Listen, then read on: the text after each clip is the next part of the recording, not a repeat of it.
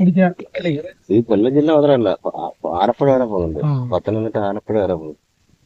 3 ജില്ലക്കാണ് ഇവിടുന്ന് വെള്ളം പോകുന്നത്. 25 കിലോമീറ്റർ സ്റ്റേറ്റ് വെള്ളം കിടക്കുക. 25 കിലോമീറ്റർ ചുറ്റളവ് നോക്കിക്കഴിഞ്ഞാൽ 100 കിലോമീറ്റർ മേളിൽ പോകുന്നുണ്ട്. വെള്ളത്തിന്റെ സ്റ്റോറേജിൽ ഏറ്റവും വലിയ ഡാം ഇതാണ്. കാര്യം എന്ന് പറഞ്ഞാൽ 115 മീറ്ററാണ് വെള്ളം കയറി. ആഴം കൂടുതൽ. അതായത് എല്ലാം ചരിഞ്ഞ് കിടക്കുന്ന പ്രദേശം.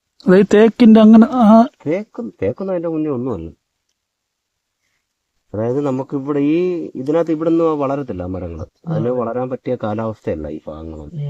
ഇതിന് വളരാൻ പറ്റിയ കാലാവസ്ഥ എന്ന് പറഞ്ഞാൽ ഒന്ന് റോസ് മല, പിന്നെ ഒന്ന് ഇതിന്റെ മറുഭാഗം എന്ന് പറഞ്ഞാൽ പൂക്കൂട്, പാണ്ഡ്യപുട്ട, ഇങ്ങനെയുള്ള ആ ഒരു ഭാഗങ്ങളിൽ മാത്രമേ ഇത് വളരാനുള്ളതുള്ളൂ. ഇവിടെ ഒന്നും അത് വളരത്തില്ല. ഇവിടെ നിന്ന് കൊണ്ടുവച്ചാൽ അത് കിളിക്കത്തില്ല. അത് കൂടി പോയി കഴിഞ്ഞാൽ അത് കിളിക്കും. നമ്മുടെ കൈയുടെ ആ വണ്ണമൊക്കെ മാത്രമേ അത് വരുത്തുള്ളൂ. കാലാവസ്ഥ പറ്റും. ലാറ്ററൈറ്റ് മണ്ണ് തന്നെയാണോ?